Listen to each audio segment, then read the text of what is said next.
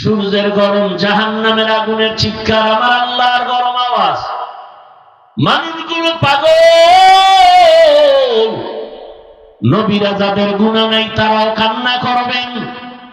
ওই সময় আমার আল্লাহ এক পর্যায়ে তার আদরের ভালো মোহাব্বতের বান্দাদের ডাকবেন আর বলবেন, ইয়া আইয়াতুহান নাফসুল মুতমাইন্নাহ ইরজিই ইলা রাব্বিকি রাদিয়াতাম মারদিয়াহ ফাদখুলি ফি ইবাদি। এই নফসে মুতমাইন্নারা আসো,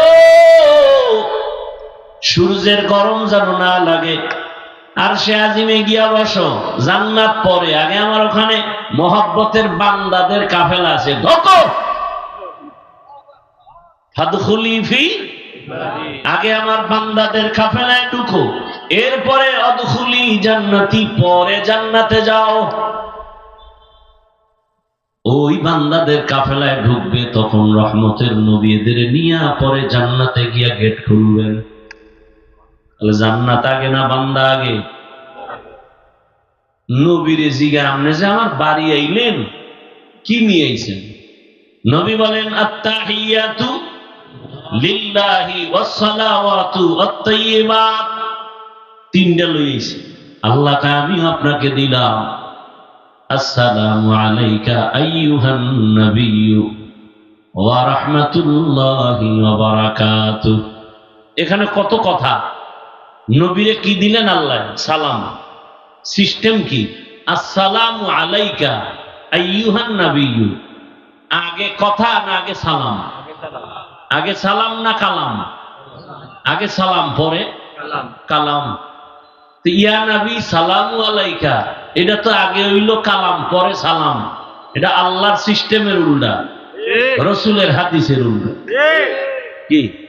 আর ইয়া নবী সালামু আলাইকা, এটা তো পৃথিবীর কোন একটা দুর্বল হাদিসেও দুনিয়াতে কোথাও নেই। নবীর এই সিস্টেমে সালাম দেওয়া কে শিখাইল? পৃথিবীর কোন হাদিসে নেই, একটা জয়ীফ হাদিসেও নেই। না আবু হানিফা এইভাবে রাসূলকে সালাম দিছেন, ইমাম বুখারী দিছেন, একটা প্রমাণ দিনে আমি এর পক্ষে দাঁড়ায় যাব। ইমাম মালিক এভাবে রাসূলকে কোনোদিন সালাম দেন নাই, ইমাম আহমদ বিন হাম্বল দেন না।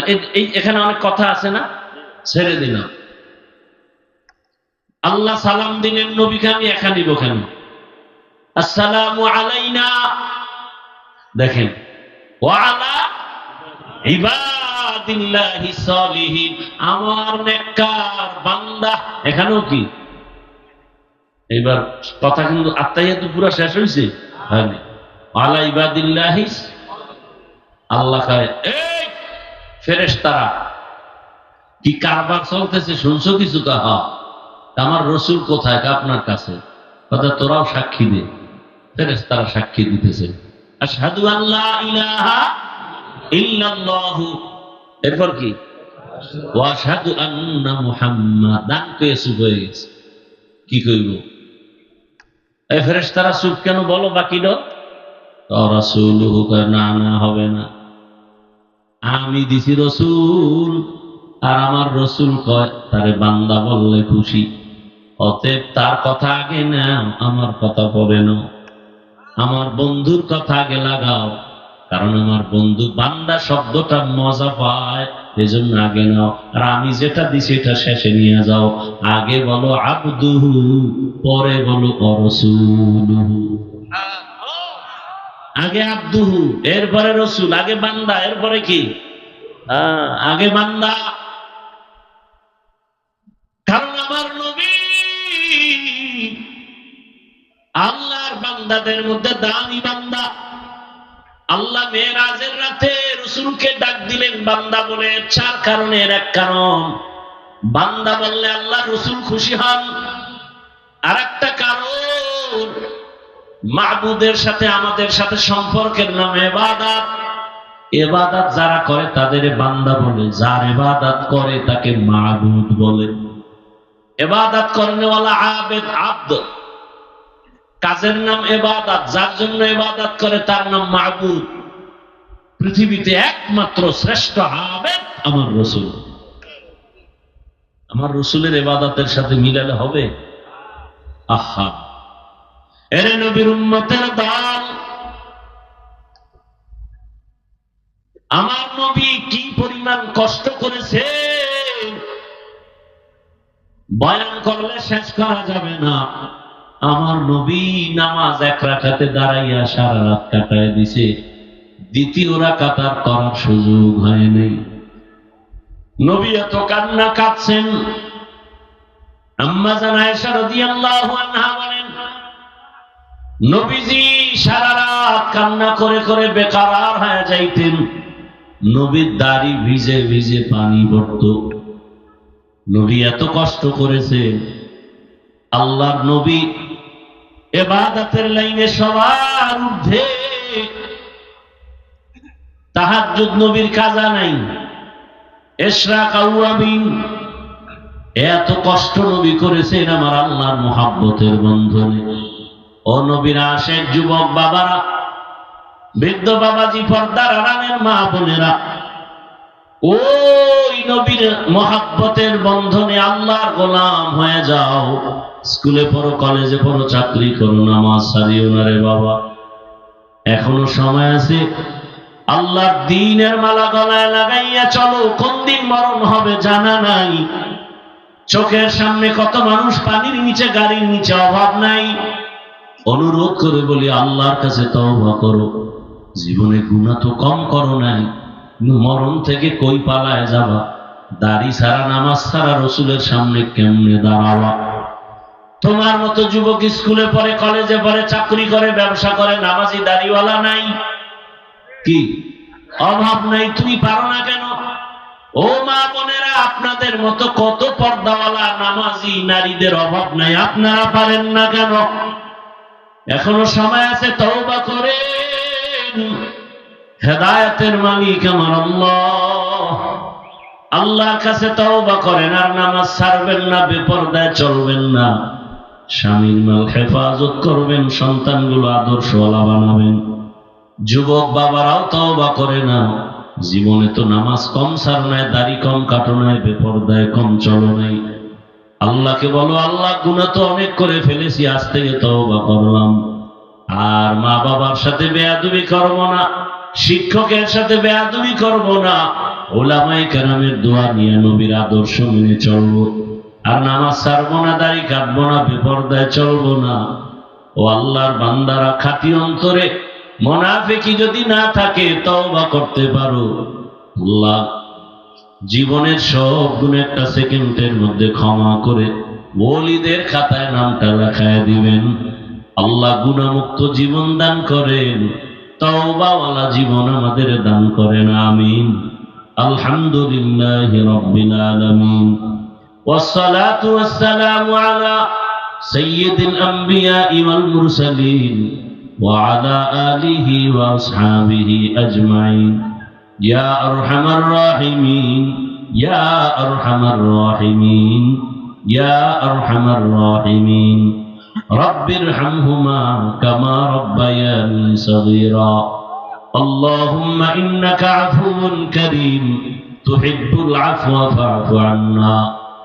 আল্লাহুম্মা ইন্না নাসআলুকা রিযাকা ওয়াল জান্নাহ ওয়া নাউযু বিকা মিন সাখাতিকা ওয়ান নার।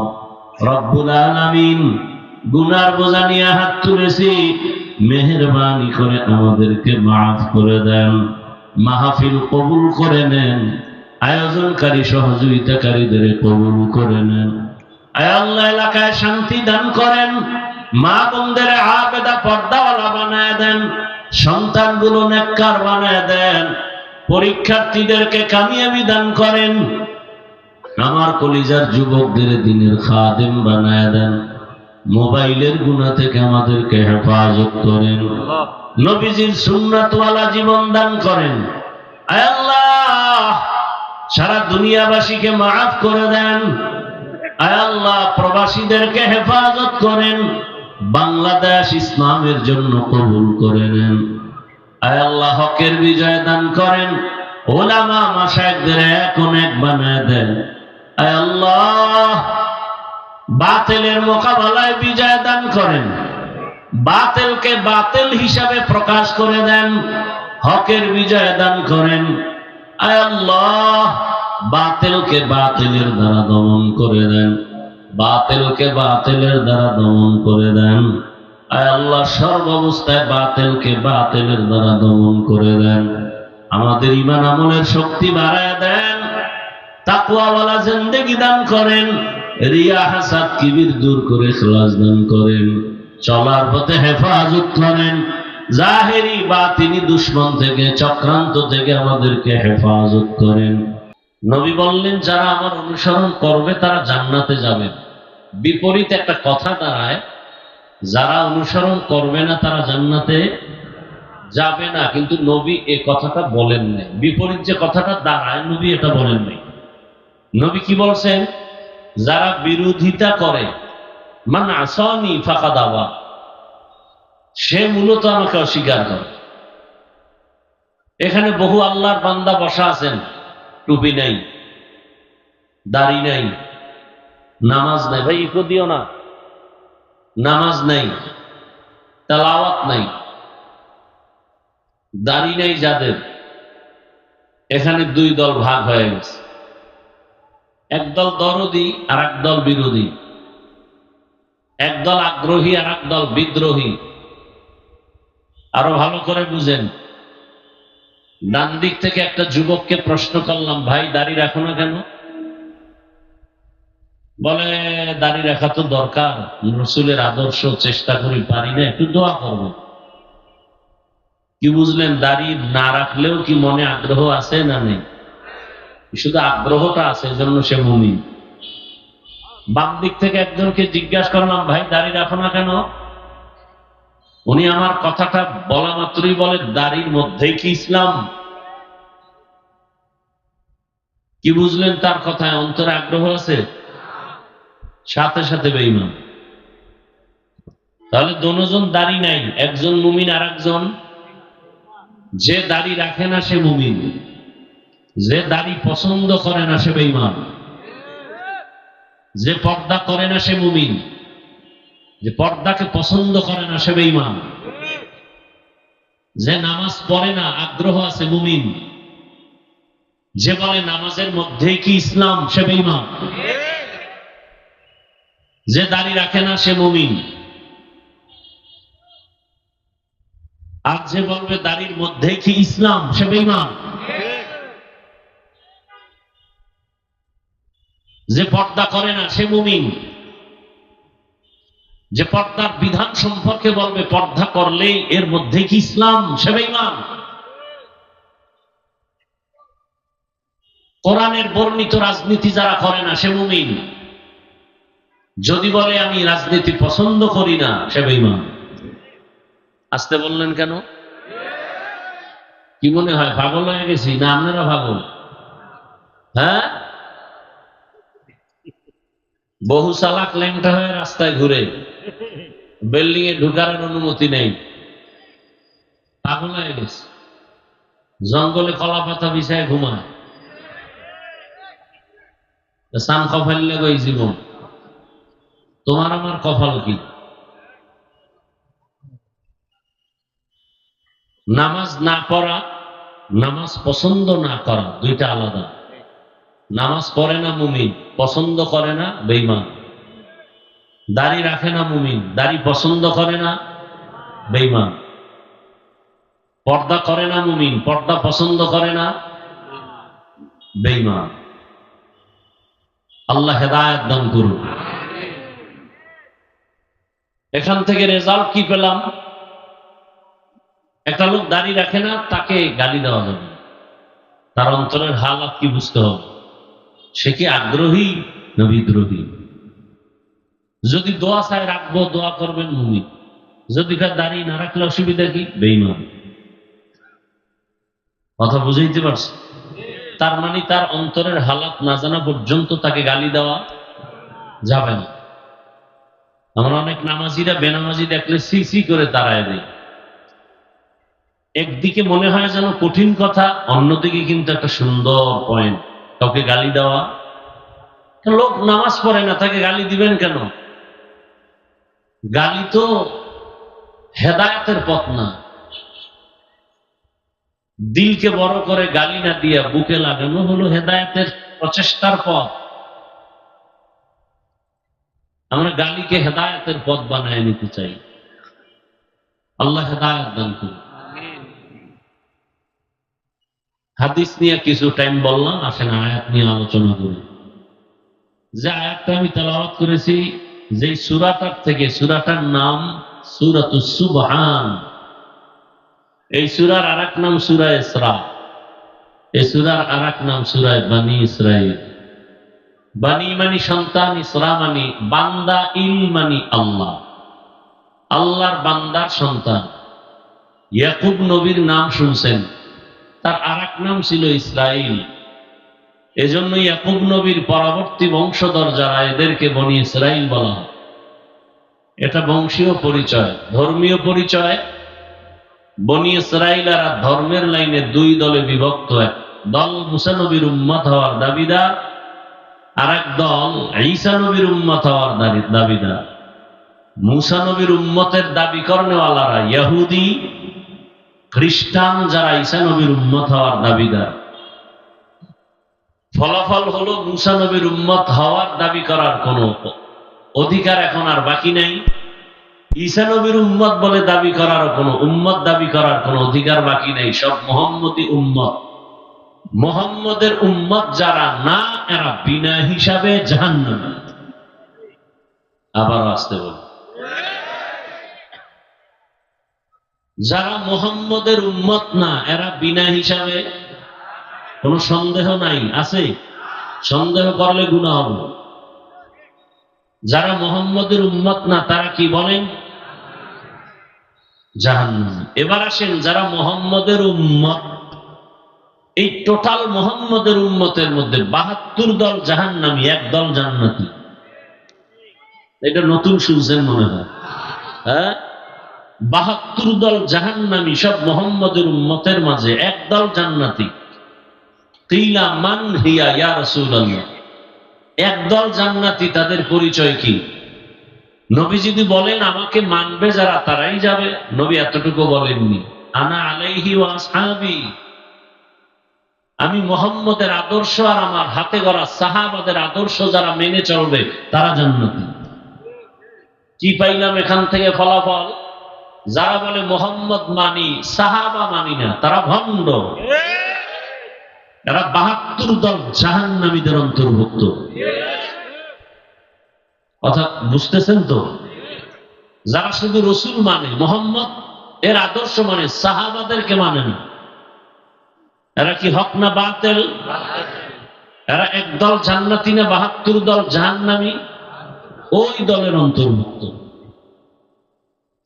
আওলাদে রসুল হুসাইন আহমদ মদনী রহমতুল্লাহ আলাইহি বাংলাদেশে আসছেন, বিশেষ করে সিলেটের জমিনে বেশি সময় কাটাতেন। দ্বিতীয়ত চট্টগ্রাম, ওখানেও সময় কাটাতেন। অনেক মানুষ দেখতে যেত আওলাদে রসুল, রসুলের আওলাদ। সাক্ষাতের জন্য হাত বাড়ালে দুই দলের, দুই আদর্শের মানুষের সাথে আওলাদে রসুল মদনী রহমতুল্লাহ আলাইহি হাত বাড়াইতেন না, মোলাকাত দিতেন না, সালাম নিতেন না, সালাম দিতেন না। কয় দল? দুই দল। এক দল দাড়ি যাদের নাই, কেটে ফেলে এদের। বলতেন তুমি রসুলের কলিজা আঘাত করো, তুমি আবার আমাকে সালাম দাও সুন্নতের। তুমি রসুলের কলিজা আঘাত দিয়া তো তুমি দুশ্মনী করো, তোমার সাথে কিসের সালাম? তুমি তো রসুলের দুশ্মন। দাড়িবিহীন অবস্থায় রসুলের সামনে কিভাবে দাঁড়াবে? রসুল তো লজ্জা পাবেন। আর দ্বিতীয় দলের সাথে তিনি হাত মিলাতেন না, যারা সাহাবায়ে কেরামের বিরুদ্ধাচরণ করে। দোনো দল রসুলের দুশ্মন। আল্লাহ হেদায়েত দান করুন। আপনারা আল্লাহর হুকুম মানবেন না, এজন্য কি আমরা কোরআন হাদিসের কথা বলবো না? কথা বলেন। আপনি মানেন না, আপনি পর্দা করেন না, এজন্য কি আমি পর্দার বয়ান করবো না? সত্য কথাটা বলেন না।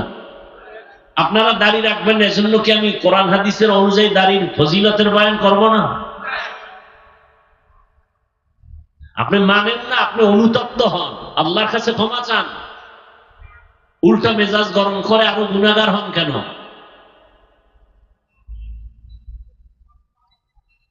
জান্নাত পাওয়া আপনাকে সহজ কে বলেছে? জান্নাত পাওয়া সহজ হলে জান্নাতের টিকিট হাতে নিয়ে সারা জীবন আবু বকর কাঁদলেন কেন? জবাব দেন। ওমর ফারুক রাদিয়াল্লাহু আনহু কাঁদলেন কেন? জবাব দেন। সমস্ত সাহাবায়ে কেরাম কাঁদলেন কেন? জবাব দেন আমাকে। আবার একদল চোরারা কয় এত কাদা লাগে না, অথচ আল্লাহ কি বলেন? ফালিয়াযহাকু কালিলা ওয়ালিয়াবকু কাসীরা, কম হাসো বেশি কাঁদো। আল্লাহ কয় কাঁদো বেশি, আর ওই চোরারা কয় বেশি কান্না লাগে না। কোন চোর এরা? লুসুসুদ্দিন। এরা দিন চোর, ধর্ম চোর, ইসলাম চোর, ঈমান চোর, আমল চোর। আল্লাহ হেদায়েত দান করুন। এই কথা বলা যাবে না, ইশারায় কাজ করেন, নাহলে দোয়া করে নেমে যাব ডিস্টার্ব করলে।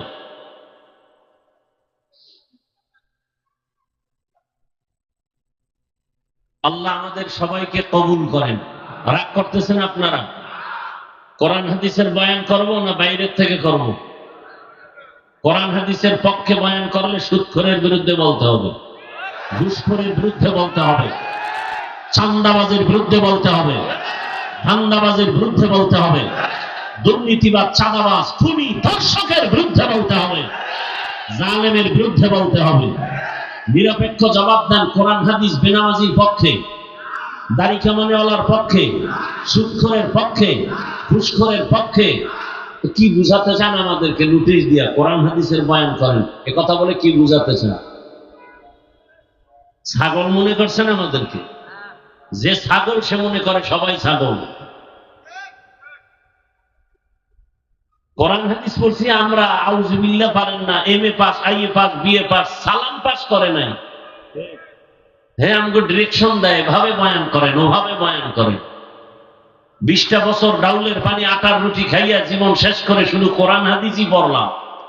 কয়টা নক্তা, কয়টা জের, কয়টা জবর, কয়টা পেশ, কয়টা অক্ষর, কয়টা শব্দ, কয়টা বাক্য, কয়টা আয়াত, কয়টা সূরা আছে কোরআনে, নামাজের আয়াত কয়টা, রোজার আয়াত কয়টা, যাকাতের আয়াত কয়টা, অর্থনীতির আয়াত কয়টা, রাজনীতির আয়াত আছে কতটা, এর ব্যাখ্যা কি, এর তাফসীর কি, জিহাদের আয়াত আছে কতটা, পড়তে পড়তে পড়তে পড়তে এর ফতোয়া কি, মাসআলা কি, গ্রামার কি, সবগুলো পড়ে আসলাম।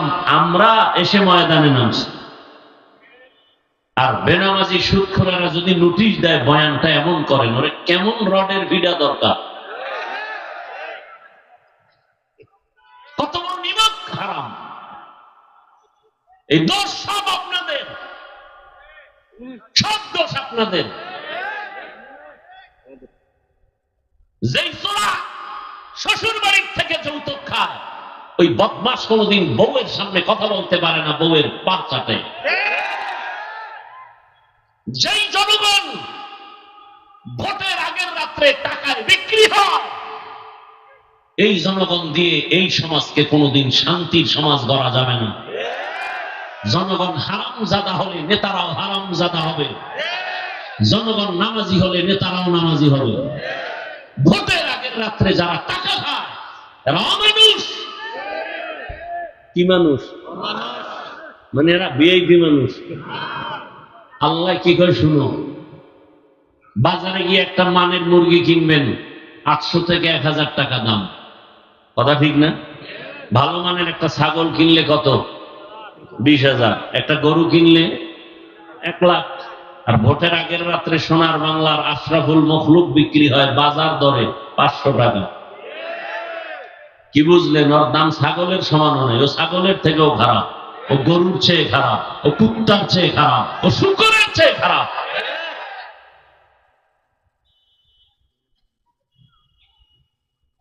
কিছুদিন পরে দেখে মাইয়ার উপরে হামলা, বউয়ের উপরে হামলা, চিৎকার দেখা, চিল্লাবি না, 500 টাকায় সব কিনে নিছি না, সব কিনে নিছি, চিল্লাও কেন? আবার কয় চেয়ারম্যান গম বরাদ্দ টাকা খেয়ে ফেলে, কেন? তুমি খাইছো না আগে? চেয়ারম্যান তো আগে খায়নি, প্রার্থী তো আগে খায় নাই, প্রার্থীটা খাইয়া তুমি শিখাইছো যে এখন তোর বউ বিক্রি করে আমগো খাওয়া, আমগো চেয়ারে বইয়া যা বরাদ্দ আসবে তুই খাবি। সমস্যা কোথায়? সরকারকে গালি দেন কেন? পৃথিবীতে মসজিদ থেকে দামি আর কোন জায়গা আছে? সত্য কথা স্বীকার করেন, তাল মিলেন। মসজিদের থেকে পবিত্র দামি কোন জায়গা গোটা দুনিয়াতে আছে? কেমন দামি, যেখানে বিড়িখোর ঢুকলেও বিড়ি ফেলে দেয়, টুপিহীন লোকটা গেল টুপি খুঁজে। সেই জায়গার দায়িত্বে সুদখোর আসলো কিভাবে?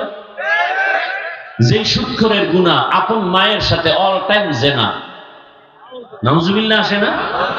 সে এত বড় পবিত্র জায়গার দায়িত্বে আসবে কেন? সব এই জনগণের এই আকামগুলো বাজেছে। কারণ টাকা খাইছে কিছু বলতে পারে না, হে আমগো নেতা। আল্লাহর ঘরের একটা পবিত্র জায়গার দায়িত্ব, অন্তত ৫ ওয়াক্ত নামাজি হারামখোর হতে পারে না।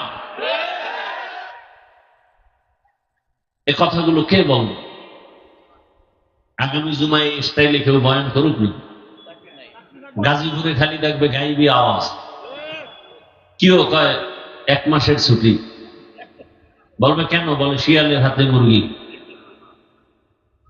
শিয়ালের হাতে মুরগি দিলে যা হয়, মাদ্রাসা মসজিদ আর ধর্মের চাবি সুদখোর ঘুষখোরের হাতে দিলে তাই হয়। ইমানের বড় পরীক্ষা সামনে। আপনি যে দল করেন এটা আমার জানার দরকার নেই। আমি সব কথা বলতেছি আমার ইসলামকে ঠিক রেখে। আমার জীবনের মূল ইসলাম, কোরআন হাদিস, আল্লাহ এবং রসুল, ওই লাইনে কথা বলতেছি। আমি কোনো কারে ভোট দিবেন না দিবেন তা বলতেছি না। আমার মূল ইসলাম, ইসলামের লাইনে কথা বলতেছি। আর আপনারা মুসলমান, ওই হিসাবে আমি আপনাদেরকে দাওয়াত দিতেছি যে মুসলমান হিসাবে ইসলামকে ঠিক রাখবেন। এটা আমার বলা, আমি বলতেছি, আপনি মানবেন কিনা সেটা আপনার ব্যাপার। আল্লাহ হেদায়েত দান করুন। নিজের ইজ্জত নষ্ট করিয়েন না, চরিত্রকে নষ্ট করিয়েন না।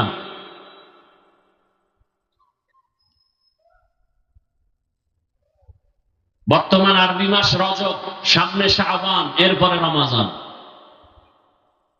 রজব মাসে মসজিদের ইমাম সাহেব, ওলামায়ে কেরাম, বক্তারা আমরা মেরাজের বয়ান করি। আমিও আজকে সে মেরাজ সম্বলিত ঘটনার আলোচনার সূত্রেই আয়াত পড়েছি। অনেক টাইম লাগে আলোচনা শেষ করতে, বাকি আমি অল্প টাইমে শেষ করব। কারণ ইতিহাস শিক্ষা দেওয়ার নাম ইসলাম না, বরং ইতিহাসের মাধ্যমে মানুষ হেদায়াত পাওয়ার নাম ইসলাম। রজব মাস মেরাজের ঘটনার কারণে দামি না, বরং আপনাদের মনে রাখতে হবে মেরাজ রজব মাসে হয়েছে এর কোনো নিশ্চয়তা নাই। ঐতিহাসিকগণ লিখেছেন রমাজানে মেরাজ হয়েছে, মুহররম মাসে মেরাজ হয়েছে, হজের মাসে মেরাজ হয়েছে, জিকদা মাসে মেরাজ হয়েছে। এরকম বহু মতানৈক্য আছে। নাম্বার 2, কোন মাসের কি মহত্ব বর্ণনা আল্লাহ নিজেই করেছেন এবং মাসের নামও আল্লাহ নিজে রেখেছেন। আল্লাহ নিজেই উল্লেখ করে সূরা তাহার এক আয়াতে বলেন, ইন্না ইদ্দাতাশ শুহুরি ইনদাল্লাহি 12 শাহরান ফি কিতাবিল্লাহ ইয়াওমা খালাকাস সামাওয়াতি ওয়াল আরদ মিনহা আরবাআতুন হুরুম যালিকাদ দীনুল কাইয়্যিম। গণনার আকারে মাস হবে বছরে 12টা। কিয়ামত পর্যন্ত কোন বছর 13 মাসেও হবে না, 11 মাসেও হবে না। কয় মাস? 12 মাস। মুহররম, সফর, মুহররম দিয়ে বছর শুরু, আরবি বছর মুহররম। এই 12 মাসের মধ্যে আবার 4 মাস সম্মানের মাস, অনেক দামি মাস। খুব খেয়াল করিয়েন। আল্লাহ বলেন আমার এই সিদ্ধান্তটা আসমান জমিন সৃষ্টির দিন লৌহে মাহফুজে লেখায় ফেলছি কলম দ্বারা। বছরে কয় মাস আবার বলেন? নির্ধারণ করছেন কে? এর মধ্যে কয় মাস আরো দামি? 4 মাস। ভালো করে খেয়াল করেন। একটা বেহুদা কথা বলার আমার টাইম নেই, খুব জরুরি কথা। 4 মাসের মধ্যে খেয়াল করেন তো, রজব, জিকাদা, জুলহিজ্জা, মুহররম, 4 মাস। রজব, জিকাদা, জুলহিজ্জা, মুহররম। আল্লাহ যে 4 মাসকে সম্মানিত করছেন কোন দিন? 1 মিনিটও হয় না, মাত্র বললাম। এই সিদ্ধান্ত কোন দিন? আসমান জমিন সৃষ্টির দিন। কথা বলেন, আসমান জমিন সৃষ্টির দিন আল্লাহর সিদ্ধান্ত। মাস হবে 12টা, এর মধ্যে 4 মাস অনেক দামি। এর মধ্যে রজব আসেনি, মুহররম আছে, রমাজান, আমদান। কি ওয়াজ শুনতে বুঝছেন? 4 মাসের মধ্যে রজব, জিকদা, জুলহিজ্জা, মুহররম। রমাজান কয় নম্বরে আছে? কথা বলেন। তাহলে রমজানের কোনো দাম নেই। এ বিষয়ে আমি আলাদা আলোচনা করেছি, সময় নেই। মূল থিমটা কি বুঝাতে চাই খেয়াল করেন। রজব একটা মাস আসেনি, মুহররম আসেনি। এই যে মুহররম আর রজবের সম্মানটা অনেক অন্য মাসের থেকে দামি, এই সিদ্ধান্ত আল্লাহ কবে নিছেন? আসমান জমিন সৃষ্টির দিন। লেখা আছে কোথায়? লৌহে মাহফুজে। কি বুঝলেন এখান থেকে? হোসাইনের কারবালার ঘটনার কারণে মুহররমের দাম না, বরং মুহররমের দাম সৃষ্টি, আসমান জমিন সৃষ্টির দিন থেকেই। মেরাজের ঘটনার কারণে রজবের সম্মান না, বরং রজব যে সম্মানিত মাস, এটা আসমান জমিন সৃষ্টির দিনই আল্লাহ লিখে ফেলেছে। কথা বুঝাইতে পারছি? এই রজবে তারপরও মেরাজের আলোচনা হয়। মেরাজ কি? মেরাজ কেন? মেরাজ কিভাবে? মেরাজ শব্দের অর্থ ঊর্ধ্বে, উপরে উঠা, ঊর্ধ্বে আরোহণ করা। উরুজ থেকে মেরাজ। এই মেরাজ সব নবীর বেলায় হয়েছে। এমন কোন নবী রাসূল যান নাই যার মেরাজ হয় নাই। এই মেরাজ 2 প্রকার, জাহিরি আর বাতিনি। উপরে ওঠা। এই উপরে ওঠা মানে কি? এখানেও বুঝতে হবে। আল্লাহর মহব্বতের বন্ধনে উপরে আগায় যাওয়া, মর্যাদার সাথে। আল্লাহর মহব্বতের বন্ধনে উপরে উঠা কিসের সাথে? ইজ্জতের সাথে, সম্মানের সাথে। এটা 2 ভাবে হয়, একটা জাহিরি আর একটা বাতিনি। আমি সিঁড়ি বেয়ে এখানে উঠছি, আমি উপরে আছি না নাই? আপনারা কই? নিচে। আমি সিঁড়ি বেয়ে উপরে উঠছি, এটাও একটা উপরে ওঠা। আর মর্যাদার সাথে উঠা এক না। আমি এখানে বসছি মর্যাদার সাথে, এটা সম্মানের সাথে আল্লাহ পাক আমাকে উঠাইছেন আল্লাহর মহব্বতের বন্ধনে, না দুনিয়ার লাইনে। খুব খেয়াল করেন, বুঝাবার স্বার্থে বলছি। জাহিরি উপরে ওঠা, ডাইরেক্ট আল্লাহর মহব্বতের মর্যাদায় আল্লাহ উপরে নিয়ে নেন। আর একটা হলো বাতিনি। বাতিনিটা কেমন? একই স্টেজে আমরা উলামায়ে কেরাম 10 জন বসা, এর মধ্যে কারো মর্যাদা একটু এক লেভেলে, আর একটা আরো দামি লেভেল। বাইতুল মুকাররমের খতিব সাহেব আসলে আমাদের তুলনায় তার মর্যাদা কম না বেশি? কিন্তু একই স্টেজে বসা, এক সমানে এক দস্তারখানে খাই, কিন্তু মর্যাদা উপরে কার? খতিব সাহেবের। এটা বাতিনি। একই দস্তারখানে ওমর বসা, আবু বকর বসা, আলী বসা, ওসমান বসা, রসুল বসা, একসাথে। মর্যাদায় কে আগানো? রসুল। এটাও উপরে উঠা। আর একটা হলো জাহিরি। আল্লাহ পাক ইজ্জত দেওয়ার জন্য আমার রসুলকে জমিন থেকে কোথায় নিছেন? আরশে আজিম। এটা উরুজ। মেরাজ। মেরাজটা হয়েছিল, আপনাদের তো এই ঘটনাগুলো জানা, আমি শুধু কয়েকটা পয়েন্ট বলবো, শিক্ষণীয় বিষয়। রাতের বেলা। কখন হয়েছিল? রাতের বেলা, তাও সামান্য সময়। প্রশ্ন, মেরাজটা রাতের বেলা হলো কেন? দিনে কেন হলো? মেরাজটা শুরু হয়েছিল বাইতুল্লাহ থেকে বাইতুল মাকদিস সেখান থেকে শুরু। কেন মক্কা থেকে ডাইরেক্ট আল্লাহ নিতে পারতেন না? আরো সে কথা বলেন না কেন? পারতেন। আল্লাহ বাইতুল মুকাদ্দাস টাচ করায় নিলেন কেন? প্রশ্ন আছে না নেই? এরপরে এখন ১৫০০ বছর পরে বহু নাস্তিকরা রসুলের মেয়েরাজকে এটা স্বপ্ন যুগে বলে, সরাসরি রসুল আরশে আজিমে গেছেন এটা মানতে পারে না। বহু নাস্তিক এখনো আছে। তাদের প্রশ্ন কি, কেমনে সম্ভব? প্রশ্ন কি, কেমনে সম্ভব? আল্লাহ তার জবাব দিছেন, সুবহান, তোমার সব ত্রুটিযুক্ত প্রশ্ন থেকে আমার রব পাক, আমার রব পবিত্র। তুমি যেটা বলো অসম্ভব, সুবহানের দ্বারা সেটা সম্ভব। দুনিয়াওয়ালারা যেটা বলে হবে না, সুবহান বলেন আমার দ্বারা সেটা হবে। তোমার হবে না থেকে আমি পাক, সম্ভব কিভাবে সে থেকে আমি পাক, আমি পারি। আল্লাহ পারেন না? মূসা আলাইহিস সালাম, ঈসা নবী, জমিন থেকে আমার আল্লাহ আসমানে নিছেন না নেন নাই? কথা বলেন না?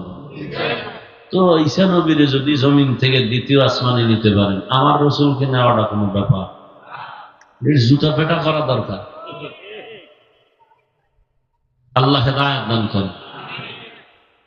ইউনুস নবীরে মাছের পেটে ঢুকাইয়া আবার সুন্দরভাবে বের করে জায়গায় পৌঁছায় দিছেন।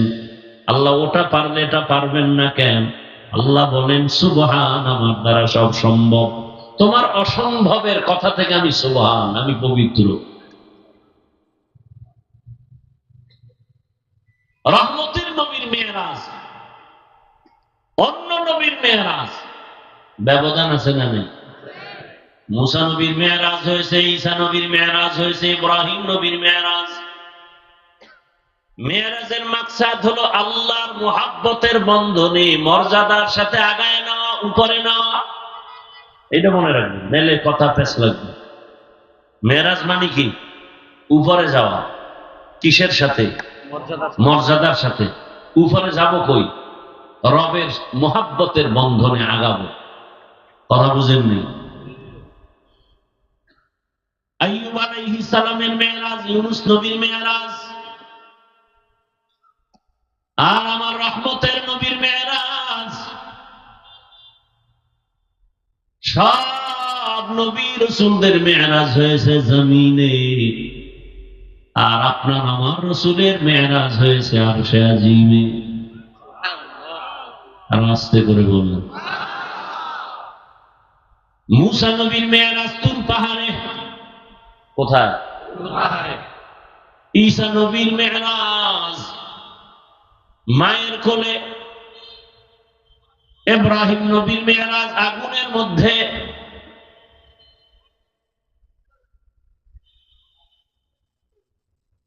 বড় কঠিন কথা। আদম আলাইহিস সালামের মেরাজ আরাফার ময়দানে। ইউনুস নবীর মেরাজ হলো মাছের পেটের ভেতরে। মূলত আল্লাহ মুহাব্বতের বন্ধনে বান্দাকে উপরে উঠায় নেন মর্যাদার লাইনে। আগুনের মধ্যে ফালাইয়া ইব্রাহিমের সাথে আমার মাওলা মুহাব্বতের আলাপ চলতেছে, মেরাজ। আর আপনার আমার রহমতের নবীর মেরাজের জন্য আল্লাহ পাক দাওয়াত দিয়ে আরশে আজিমে নিয়া কাছে বসাইয়া মুহাব্বতের আলোচনা করেছেন। এই মেরাজের সফরে নবীকে ইমামুল মুরসালিন বানায় দিলেন। মর্যাদা খালি বাড়তেছে। ভালো করে বোঝার চেষ্টা করেন। সমস্ত নবীদের মেরাজ হলো ইমতিহান, আর আপনার আমার রাসূলের মেরাজ হলো ইনআম।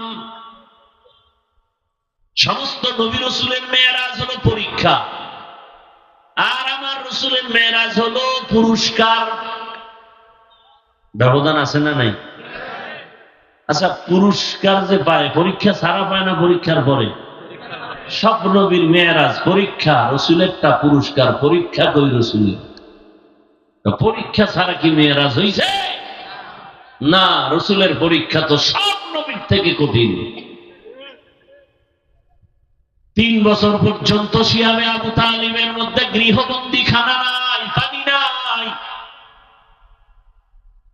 গাছের পাতা চাবাইয়া চাবাইয়া নবী খায় আর পেটের ক্ষুধা নিবারণ করেন। নবীর কঠিন সময়, কলিজার টুকরা আম্মা জান খাদিজা রাদিয়াল্লাহু আনহার বিদায়, আর এক বিপদ। এত কঠিন পরীক্ষা, তায়েফের ময়দানের কষ্ট, উহুদের ময়দানের কষ্ট। দুনিয়াতে আসতে গিয়া বাবা পাইলেন না, আগেই নাই, বাবা নাই। 6 বছর বয়সে রসুল মা হারায় ফেললেন। 8 বছরে দাদাও নাই। কঠিন এক মুহূর্তে মা খাদিজাও গেলেন, চাচা আবু তালিবও চলে গেলেন। কঠিন থেকে কঠিন পরীক্ষায় নবী পড়ে আছেন। বারবার নবীর বাড়ির চারদিকে গ্রাম করে দুশমন নবীকে জবাই করবে। দান্দান শহীদ নবীর কঠিন পরীক্ষা। খন্দকের যুদ্ধে নবী পরীক্ষা খনন করে পেটে পাথর বেঁধেছেন, কঠিন পরীক্ষা। এত কঠিন হিজরতের পরীক্ষা, বড় কঠিন। নবী যাইতে চান না জন্মভূমি ত্যাগ করে, আমার মায়ের দেশ, আমার বাবা। বিদায় বেলা বাইতুল্লাহর দিকে তাকায় কয়, বাইতুল্লাহ, মনে চায় না আমি এখান থেকে চলে যাই, কিন্তু আমার কওমের লোকেরা, আপন বংশের লোকেরা থাকতে দিল না। চোখের পানি ছেড়ে বলে, রে বাইতুল্লাহ, সাক্ষী থাক, আজ আমি চোখের পানি ছেড়ে যাই, এমন একটা দিন আসবে আমি হেসে হেসে বিজয়ের মালা নিয়ে এখানে দাঁড়াও। রহমতের নবী বের হইয়া মদিনার পথে আগাচ্ছেন। আবু বকরের ঘরের দরজায় গিয়া ডাক দিবেন, এর মাঝে যতবার কদম দেয়, 2 কদম দেয়, আবার পিছনে বাইতুল্লাহর দিকে তাকায়, একটু যায় আবার তাকায় আর কাঁদে। রহমতের নবীর মন চায় না জন্মভূমি ত্যাগ করে চলে যাবে। রাতের আধারে সালাম দিলেন। ঘরের ভেতর থেকে আবু বকরের আওয়াজ, লাব্বাইক ওয়া সা'দাইকা ইয়া রাসূলুল্লাহ। নবী হালকা আওয়াজ দিয়েছেন, আবু বকর, আপনি কি ঘুমান নাই? বলে, না ইয়া রাসূলুল্লাহ, আপনি বহু আগে আমার কানে আওয়াজ দিছিলেন, হিজরতের সাথী হতে হতে হতে পারি। আল্লাহর জাতের কসম, আমি যত ব্যস্ত থাকি, রাতের বেলা অপেক্ষায় বসে থাকি, রহমতের নবী কখন এসে আমারে ডাক দিবেন। ঘুমালে হবে না। নবী আশ্চর্য হয়ে গেলেন, এমন ত্যাগ কি মানুষের জন্য করতে পারে? আবু বকর কাঁদেন আর বলেন, রহমতের নবী, আমার ছোট মেয়ে আসমাও ঘুমায় না, প্রতিদিন নাস্তা বানায় রেডি থাকে, মদিনার সফর বড় লম্বা, নাস্তা দিয়ে দিবে। এমনকি যে সফরের উট রেখেছি, উটও ঘুমায় না, সারা রাত সজাগ থাকে, কখন জানি সফর শুরু হয়ে যায়। এত পরীক্ষা। এমন একজন লেকচারার নাই, লেখক নাই, এমন একজন ওয়াইজ নাই যে রসুলের করুণ কাহিনী বলে না, লেখক লিখে না, কিন্তু কিয়ামত পর্যন্ত লেখা চলবে, কলম শেষ হবে। রহমতের নবীর প্রশংসা আর কষ্টের জীবনী বলে শেষ হবে না। আল্লাহ কয়, এত কষ্ট নবী করলেন, পুরস্কারটা আমি আরশে আজিমি নিয়ে দিব, আসেন। ও হুকুম জিবরাইল কো ইউ শিতা बुराक जन्नत से कर इंतखाब, सजा उसको ज़वर से तू ताबा पा, फिर उसको तू काबा में ले कर के जा। জিবরাইল আমিনকে আল্লাহ অর্ডার করে দিলেন, জান্নাত থেকে একটা বাহন নিয়ে যাও, বোরাক। রহমতের নবীরে আমার দাওয়াতের সালাম দিয়া নিয়ে আসো। জিবরাইল জান্নাত থেকে একটা সজ্জিত বরাত নিয়ে রহমতের নবীকে দাওয়াত দিতে রওনা।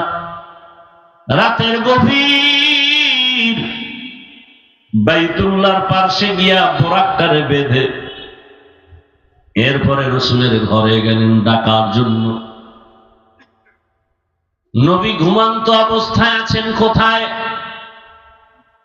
কেউ বলেন শিয়াবে আবু তালিবের মাঝে নবী ঘুমাচ্ছেন, কেউ বলেন চাচাতো বোন উম্মে হানির ঘরে ঘুমাচ্ছেন, কেউ বলেন হাতিমে কাবায় নবী ঘুমাচ্ছিলেন। তিনটা বর্ণনাই বিশুদ্ধ। এর সামঞ্জস্যতা কি? ওলামায়ে কেরাম লিখেছেন শিয়াবে আবু তালিবের আন্ডারেই ছিল, বাউন্ডারির মধ্যেই ছিল উম্মে হানির ঘর।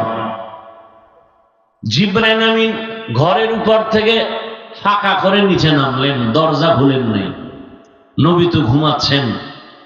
জিবরাইল আমিনের নূরের 600 পাখা এক পাশে চেপে রসুলের মাথায় টাচ করেন নাই, রসুলের পা মুবারকের নিচে গিয়ে একটু হালকা ভাবে পাখা লাগালেন। রহমতের নবী সোজা হয়ে গেলেন। তাকায় দেখে জিবরাইল, দরজা লক করা, উপর থেকে খালি আসমান দেখা যায়। জিবরাইল ভাই এমন কেন করলা? উল্টা পথে কেন দরজা বাদ দিয়ে? বলে আজকের টোটাল ব্যবহারটাই হবে উল্টা,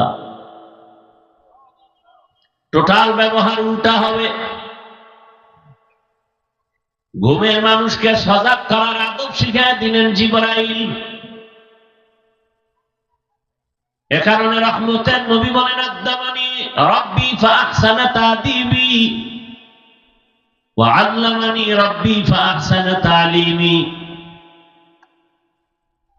নবী সজাগ হয়ে গেলে নবীর হাত ধরে হাতিমে কাবায় নিলেন। নবী আবার ওখানে তন্দাচ্ছন্ন হলেন। জিবরাইল আবার ওখান থেকে উঠাইয়া বাইতুল্লাহর দরজার বরাবর পার্শ্বে জমজম কূপের কাছে নিয়ে শোয়া দিলেন। নবী বলেন আমি সব দেখতেছি।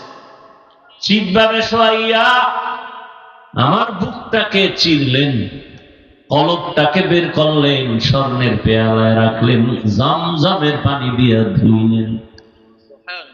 এরপরে আবার ভেতরে রাখলেন, চাপ দিলেন, সমান হয়ে গেল। আমি তাকায় দেখতেছি আমার ডান পার্শ্বে 70,000 রহমতের ফেরেশতা দাঁড়ানো, বাম পার্শ্বে 70,000 ফেরেশতা দাঁড়ানো, সামনে 70,000 রহমতের ফেরেশতা, পেছনে 70,000 রহমতের ফেরেশতা। মিকাইল আলাইহিস সালাম দাঁড়ানো। আমার কলব বের করলো, কুদরতের অপারেশন করলো এরকম 4 বার। সেলাই লাগে নাই, রক্ত যায় নাই, ব্যথাও পাই নাই। এটাকে বলে বর্তমান আধুনিক বিশ্বে ওপেন হার্ট সার্জারি। বাহাদুরি করে আমি ওপেন হার্ট সার্জারি করে সাকসেস। তোমার 1000 বছর আগে আমার আল্লাহ সাকসেস। ওপেন হার্ট সার্জারি হয়েছে রসুলের 4 বার। সেলাই নাই, রক্ত নাই, ব্যথা নাই, কুদরতের অপারেশন। কে জানি আবার ঘুমের মধ্যে স্বপ্ন দেখছে রসুলের কোন এরকম কি বলে শক্কে সদর হয় নাই। বড় কঠিন হালাত। এগুলো নাকি মিথ্যা কথা, কোরআনের আয়াত মিথ্যা কথা। আল্লাহ হেদায়েত দান করুন। আপনাদের খারাপ খারাপ লাগতেছে মনে হয় না? টের পাইলে আমি মোনাজাত দিব, আপনাদের টেনশন করার কিছু নেই।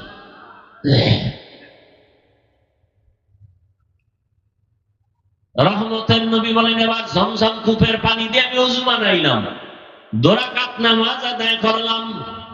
প্রত্যেকটা পয়েন্টে পয়েন্টে আমাদের শিক্ষা। নবী সফরের বের হবেন, সফরের সুন্নত কি? ওযু বানাও, 2 রাকাত নামাজ পড়ো, নিরাপদ সফরের জন্য দোয়া করো। আমরা কি করি? আমরা ফেসবুকে দেই নিরাপদ সফরের জন্য দোয়া চাই। দোয়া চাইতে গিয়ে গাড়ির মধ্যে ফেসবুক চালাইতেছি, গান টান শুনতেছি, দোয়া চলতেছে, অ্যাকশনও চলতেছে। কই ওযু কই নামাজ? হায় হায় হায়। জিবরাইল আমিন বললেন বোরাকে উঠেন। পুরো ঘটনা বলবো না, মূল কিছু পয়েন্ট আমরা বলব। নবী বলেন বোরাকে উঠতে চাই, বোরা কেমন যেন বাহানা করে। সর্বশেষে উঠলাম। কেন বাহানা করে এখানেও কারণ আছে। নবী বলেন বাইতুল্লাহ থেকে বাইতুল মাকদিস পর্যন্ত 1 মাসের পথ আমি এক পলকে সেখানে চলে গেলাম। বরাকের 1 কদম লাগলো, কিন্তু এর মাঝখানে অনেক সময় আমি প্রথম গিয়া মদিনায় নামলাম, সেখানেও নামাজ পড়লাম।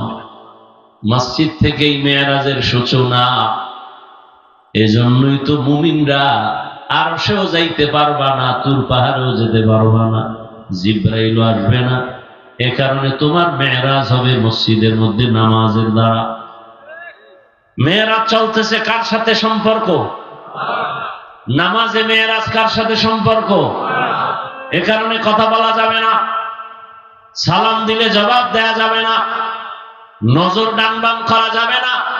কারণ কি চলতেছে? মেরাজ। রবের সাথে কথা চলতেছে। আলহামদু আল্লাহ কায় লিমানিল হামদ। কার প্রশংসা করলা? বান্দা বলে লিল্লাহ, আল্লাহ বলেন মানিল্লাহ। কথা চলতেছে রবের সাথে মেরাজ। এখন খানা বন্ধ, কথা বন্ধ, নজর ডান বাম করা যাবে না। সালাম ফিরাইছো, মেরাজ শেষ, এবার জনমের মতো খাও, কথা বল। রহমতের নবী মসজিদ থেকে শুরু করলেন, বাইতুল মাকদিসে চলে গেলেন।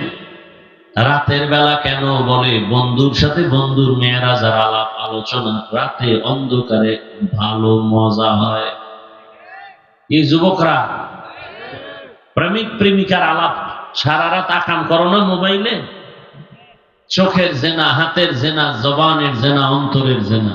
দিনে তো ব্যস্ত অফিস আদালত, রাতে একটু ফ্রি টাইম মোবাইলের হকটা না আদায় করে তখন সারা রাত আকাম চলে। চেহারাটা কুকুরের মতো হয়ে যাইতো, শুধু মুহাম্মদের উম্মত হওয়ার কারণে আল্লাহ করেন। আল্লাহ হেদায়েত দান করেন। জিবরাইল আমিন সহ চলে গেলেন। মদিনার থেকে আবার নবীকে নিয়ে যাওয়া হলো। যাওয়ার পথে দেখেন তুর পাহাড়, মুসা নবীর কবর দেখানো হলো। নবী বলেন আমি তাকাইয়া দেখি মুসা নবী নামাজ আদায় করে কবরের ভেতরে, রওজার ভেতরে। কি আদায় করে? কবর আর কত বড়, এখানে আবার নামাজের আদায় করে। এটা সিস্টেম কি আর করে কেন? বহু কথা বলবো না, সময় নেই। আপনাদেরও ধৈর্য নাই, আমারও সেই মানসিক অবস্থা নেই। ভাইরা আমার, এক জায়গায় একেবারে ভেঙে ভেঙে ভেঙে ভেঙে পুরা বয়ান করছিলাম 3.5 ঘন্টা। আর পরশুদিন করছি আমার বাড়ি, তাও পুরো বলি না, তাতেও প্রায় 2 ঘন্টার উপরে গেছে। মুসা নবী নামাজ পড়ে কবরের ভেতরেটা কেমনে? এখানে বহু প্রশ্নের জবাব। যারা বলে নবীরা কবরে জিন্দা না, সব ভণ্ড। قال النبي صلى الله عليه وآله وسلم الأنبياء أحياء وفي رواية في قبورهم يصلون। সব নবী রাসূল তার রওজা মুবারকে জিন্দা, তারা নামাজ আদায় করেন আর আল্লাহর মারিফতের মজা নেন। আওলাদে রাসূলের কথা বলছিলাম না শুরুতে? তিনি রাসূলের রওজায় হাদিস পড়াইতেছেন ছাত্রদেরকে। সেই সময় ছাত্র কি মোবাইলের বেদব ছিল? সব আল্লাহর ওলি। তো এই হাদিসটা যখন শুনাইতেছে, সব নবীরা জিন্দা নামাজরত অবস্থায়, ছাত্ররা বললেন হযরত, এই তোর কপালে কি গজব লাগছে, তুই বাদাম বেচতে এনেছিস? হ্যাঁ,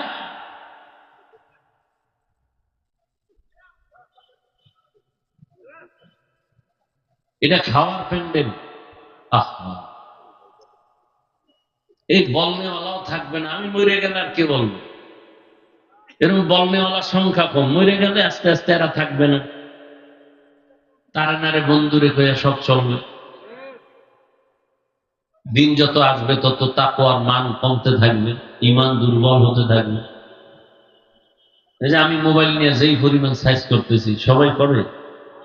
জাতি কি কয়, হুজুর বাদ দাও, মোবাইল বাদ দেওয়া যাবে না। এদেশে বক্তার অভাব নাকি? আবার ওই মার্কেট করছে, মার্কেট ওয়াজ উপলক্ষে সিনেমা হল। এটা বেহেশতের বাগান, এটা জাহান্নামের বাজার। ওখানে মেয়ে ছেলে ঘোরে না, কথা হয় না। মেলা মেলা বেলুন কিনে, প্লাস্টিকের মাছ কিনে। ওখানে যত কবিরা গুনাহ হইতেছে, এর দায় নিবে কে? আমি বক্তা। তো ওয়াজ উপলক্ষে আকাম কেন? ওখানে বেলুনের দোকান কেন? বড় কঠিন হালাত। কে বলবে এই কথা? বলার মানুষ নাই, শোনার মানুষ নাই, বিরোধিতা করার মানুষের অভাব নেই। কতটা রাত সাথে মোবাইল লইয়া কাটাইলা। আল্লাহর দ্বীনের কথা শুনতে একটু সময় বেশি, ধৈর্য হয় না, পাগল হয়ে গেছে। বিড়ি টানার টাইম অনেক দেরি হয়ে গেছে, দৌড়া বিড়ি টানবে। কেউ কেন একটু পরেই টান দেয়, মোনাজাতটা হইবে পরে।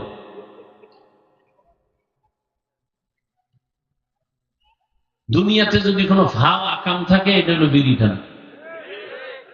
এর মতো ভাব আকাম দুনিয়াতে আর নাই, শুধু একটা আকাম। অন্য আকাম গুলোর তো একটু লাভ আছে, মদ পান করলে এটাও একটা আকাম, কিন্তু লাভ আছে না কি ভাই? আল্লাহ কোরআনে বলে মদ পান করলে কিছু লাভ আছে। আল্লাহ কয়, তুমি না কইলে হবে কি?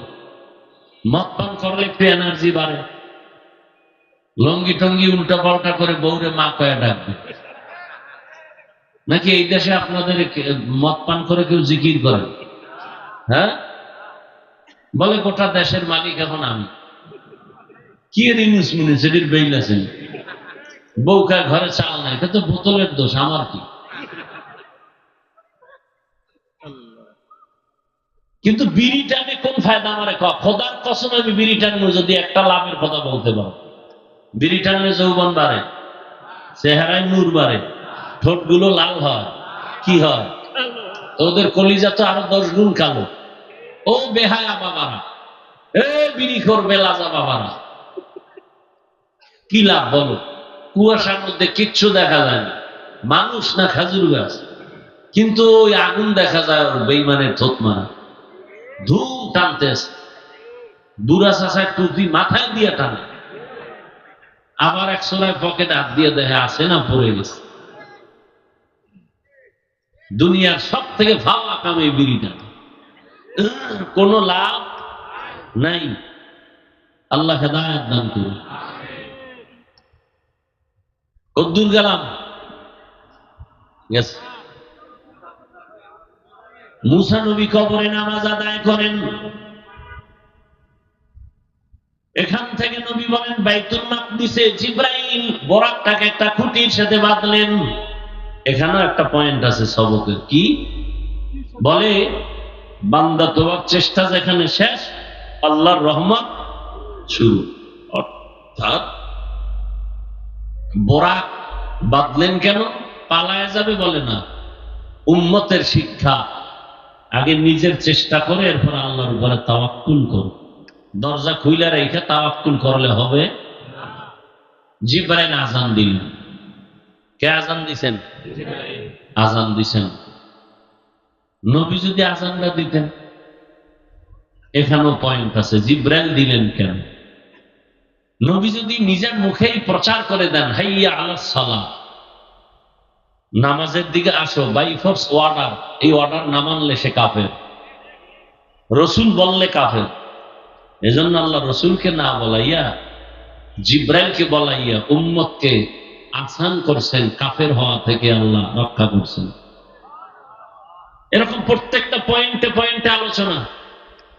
ইমামতি করলেন রহমতের নবী, ওখান থেকে এবার বোরাকে উপরে রওনা, জাহিরি মেরাজ শুরু হয়ে গেল। প্রথম আসমানে চলে গেলেন, গিয়া দেখেন নবী বলেন দুইটা দরওয়াজা চামড়া ইয়াকুত পাথর দ্বারা বানানো, দোনোটা বাহির থেকে তালা লাগানো, দরজার তালা নূরের তৈরি তালা। জিবরাইল বলে দরজা খোল। ভেতর থেকে দারোয়ান বলে মান আনতা, বলে আনা জিবরাইল।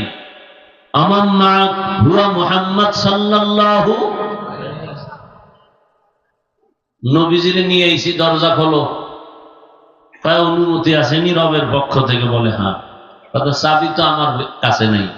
চাবি কই? বলে ইসমে আজম বিসমিল্লাহ রসুল বললেই দরজা খুলে যাও। দুই দরজা, প্রত্যেক আসমানে দুই দরজা। একটা দরজা দিয়া আরশে আজিমে আমাদের আমল চলে যায়, আর এক দরজা দিয়া মুমিনের হালাল রিজিক চলে আসে। রহমতের নবী বলেন ঢুকলাম প্রথম আসমানে, ঘুরলাম, দেখলাম। এভাবে কয় আসমান? 7 আসমান। এর প্রত্যেকটা আসমানে নবী কি দেখছেন ঘটনা আছে না? এ বলতে গেলে 1 মাস লাগবে, পুরা মেরাজের কাহিনী। নবী বলেন 7 আসমানে চলে গেলাম, ঘুরে ঘুরে দেখে দেখে এখানে একটা ঘর দেখলাম, বাইতুল্লাহর মতো, বাইতুল মামুর। এটা পাথরের তৈরি বাইতুল্লাহ, আর ওটা হলো নূরের তৈরি বাইতুল মামুর। ফেরেশতারা তাওয়াফ করে, ওটা ফেরেশতাদের কাবা।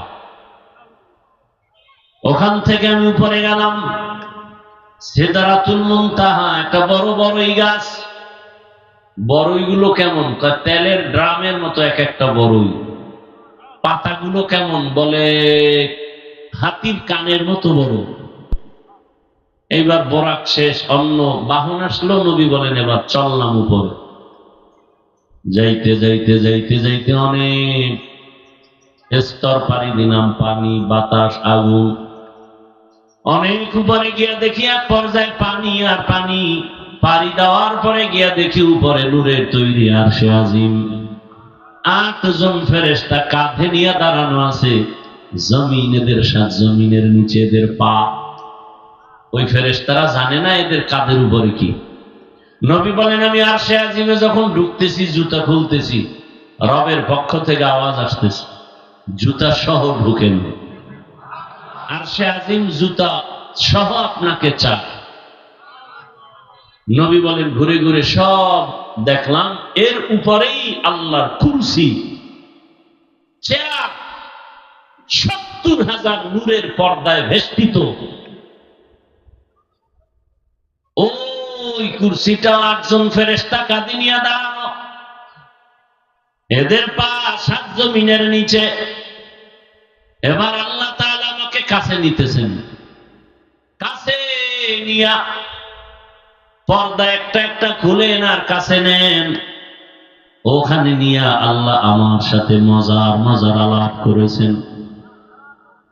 এবার আসেন আয়াতে আল্লাহ কি বলতে চান। সুবহানাল্লাযী আসরা বিআবদিহি লাইলাম মিনাল মাসজিদিল হারাম। আল্লাহ তাআলা বললেন আমি ভ্রমণ করাইলাম আমার প্রিয় বান্দাকে। কাকে? এখানে বান্দা বলতে কে? নবীজি না? এইখান থেকে কিছু কথা খেয়াল করেন। আল্লাহ তাআলা কোরআনে সব নবীদের নাম ধরে ডাকছেন, ইয়া মূসা, ইয়া নূহ, ওয়া নাদাইনাহু ইয়া ইব্রাহিম। আল্লাহ সব নবী রাসূলের নাম ধরে ধরে সম্বোধন করলেন, কিন্তু একমাত্র রহমতের নবীর নাম আল্লাহ ধরে কোরআনে কোথাও ডাকেন নাই। তবে নাম না ধরিয়া এমন এমন দামি অলংকার যুক্ত শব্দ দিয়ে আল্লাহ সম্বোধন করেছেন, যেই শব্দ ব্যাখ্যা ছাড়া বোঝা বড় কঠিন। আল্লাহ আমার রাসূলকে ডাকেন, ইয়া আইয়ুহাল মুযাম্মিল কুমিল লাইলা ইল্লা কালিলা, ইয়া আইয়ুহাল মুদ্দাসসির কুম ফাআনযির, ইয়াসিন, তাহা।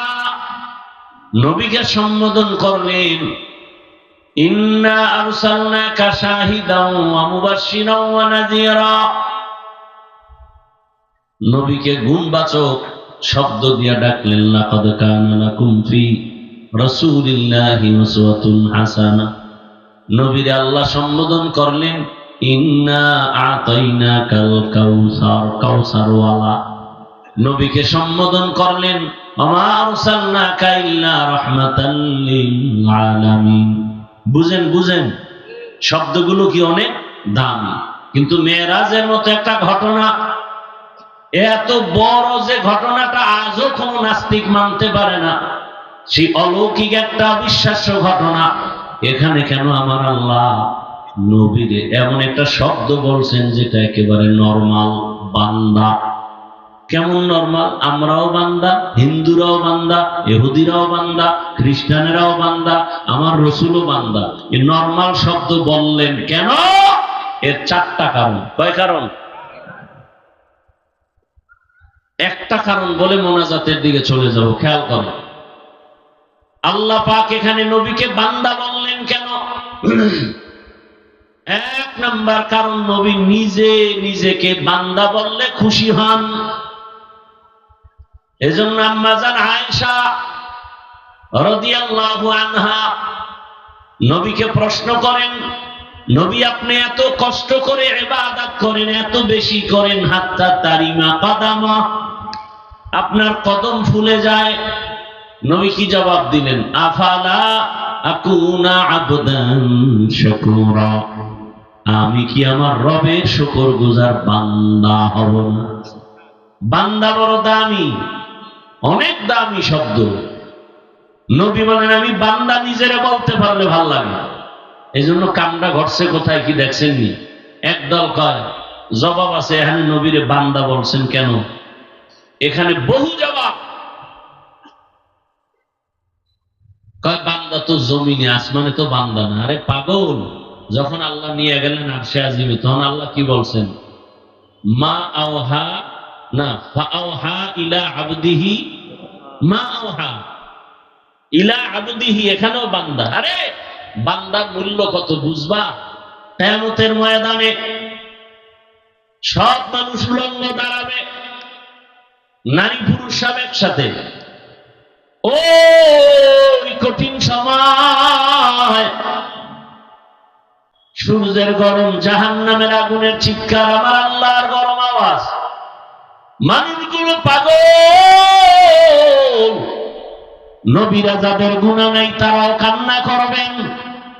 ওই সময় আমার আল্লাহ এক পর্যায়ে তার আদরের ভালো মোহাব্বতের বান্দাদের ডাকবেন আর বলবেন, ইয়া আইয়াতুহান নাফসুল মুতমাইন্না ইরজিই ইলা রাব্বিকি রাদিয়াতাম মারদিয়াহ ফাদখুলি ফি ইবাদি। এই নফসে মুতমাইন্নারা আসো, সূর্যের গরম যেন না লাগে, আরশে আজিমে গিয়া বসো, জান্নাত পরে, আগে আমার ওখানে মোহাব্বতের বান্দাদের কাফেলা আছে, ঢোকো। ফাদখুলি ফি, আগে আমার বান্দাদের কাফেলায় ঢুকো, এরপরে অদখুলি জান্নাতি, পরে জান্নাতে যাও। ওই বান্দাদের কাফেলায় ঢুকবে, তখন রহমতের নবী এদের নিয়ে পরে জান্নাতে গিয়া গেট খুলবেন। তাহলে জান্নাত আগে না বান্দা আগে? নবীরে জিগা, আপনি যে আমার বাড়ি আইলেন কি নিয়ে আইছেন? নবী বলেন আত্তাহিয়াতু লিল্লাহি ওয়াস সালাওয়াতু আত-তাইয়্যিবাত, তিনটা লইছি।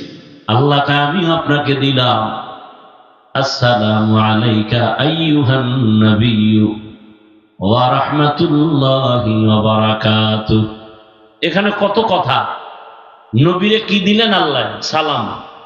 সিস্টেম কি? আসসালামু আলাইকা আইয়ুহান নাবিয়্যু। আগে কথা না আগে সালাম? আগে সালাম না কালাম? আগে সালাম পরে কালাম। তো ইয়া নবী সালামু আলাইকা, এটা তো আগে হইল কালাম পরে সালাম। এটা আল্লাহর সিস্টেমের উল্টা, রাসূলের হাদিসের উল্টা। কি?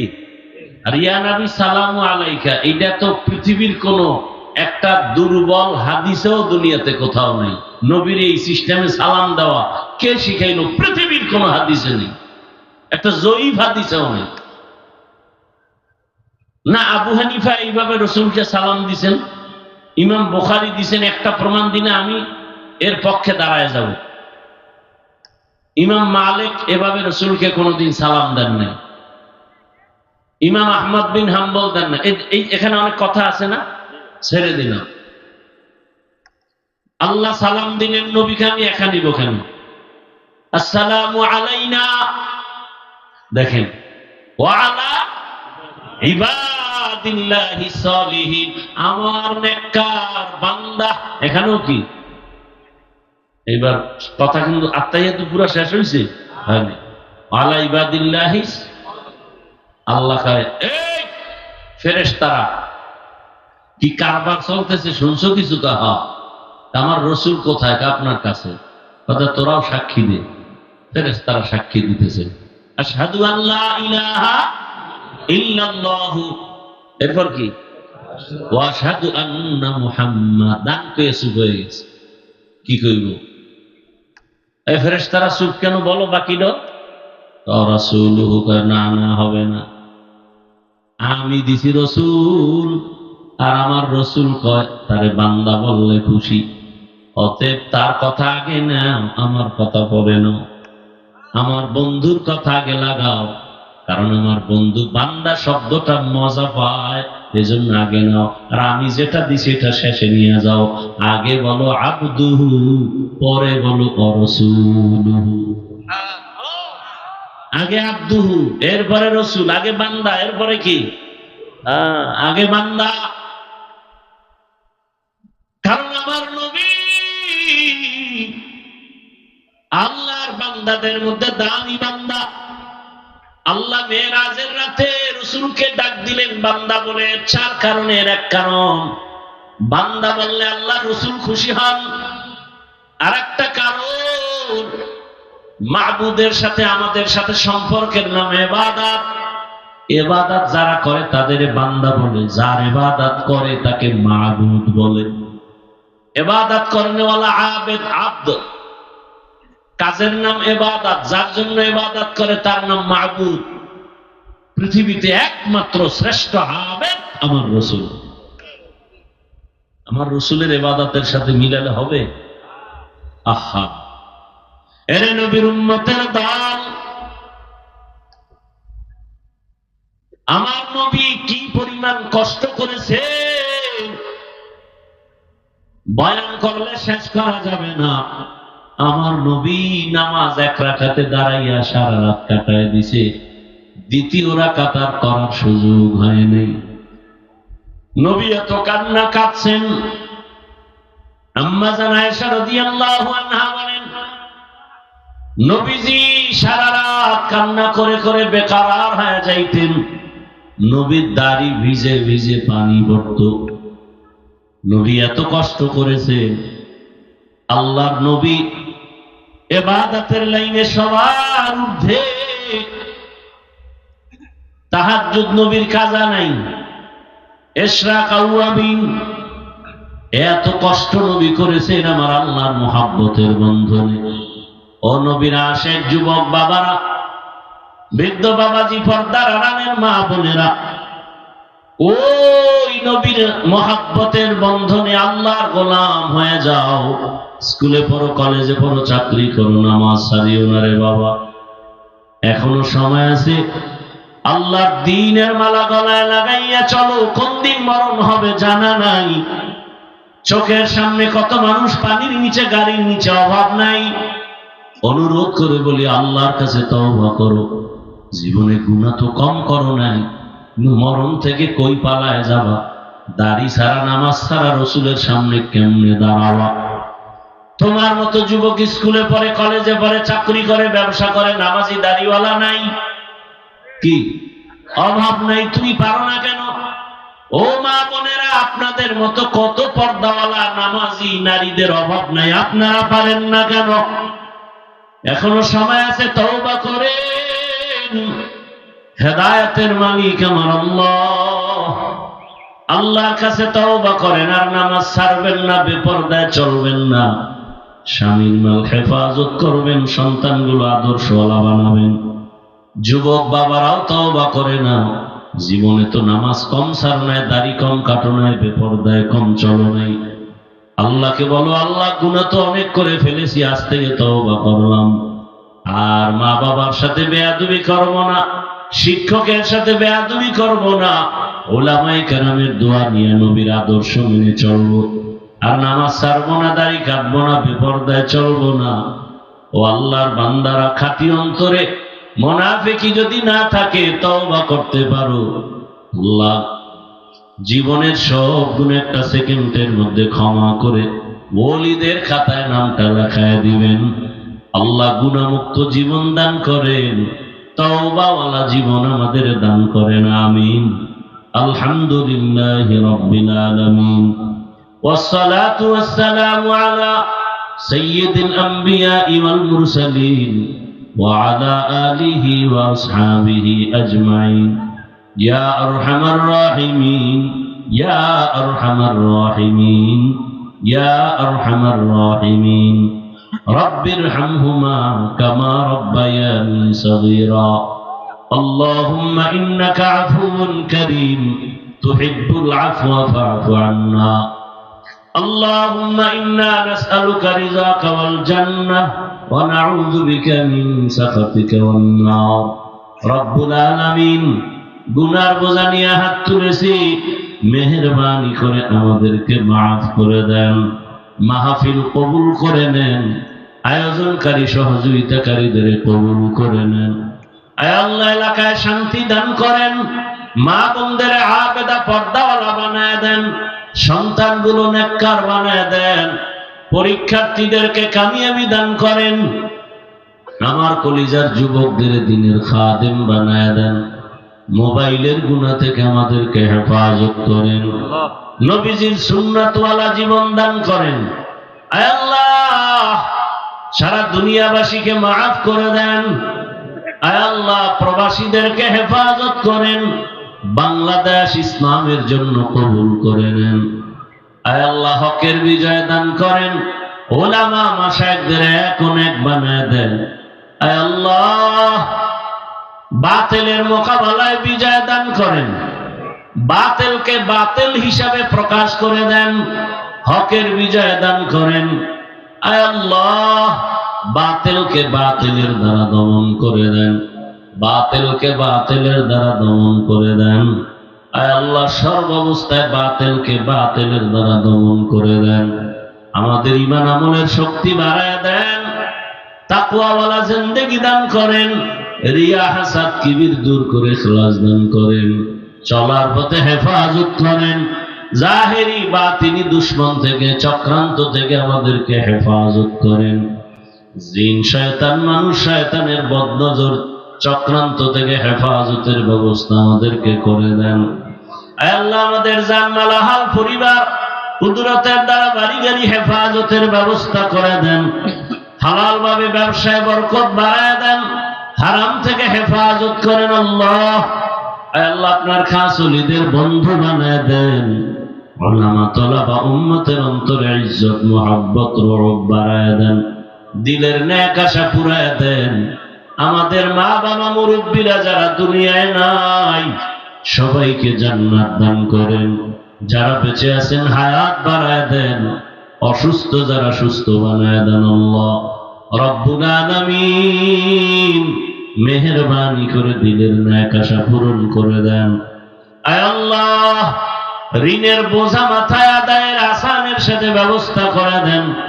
আয় আল্লাহ, অভাব দূর করে দেন, মুখালিফের মুআফিক বানায় দেন, জাহেরি বাতিনি দুশমনের মোকাবেলায় বিজয় দান করেন, বরকতি রিজিকের ব্যবস্থা করে দেন।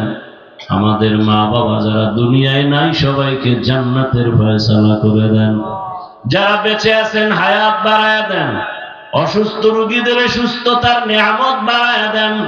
আয় আল্লাহ, যে কথায় রুহানিয়াতে স্পষ্টতার রব বাড়ায় দেন, ইলম হিলম হিকমত আমলে বরকত বাড়ায় দেন, উলামা তোলাবা উম্মতের অন্তরে ইজ্জত মুহাব্বত রব বাড়ায় দেন। ওয়া সাল্লাল্লাহু তাআলা আলা খায়রি খালকিহি মুহাম্মাদুন ওয়া আলিহি ওয়া আসহাবিহি আজমাইন। আমিন আমিন আমিন বিরহমাতিকা ইয়া আরহামার রাহিমিন।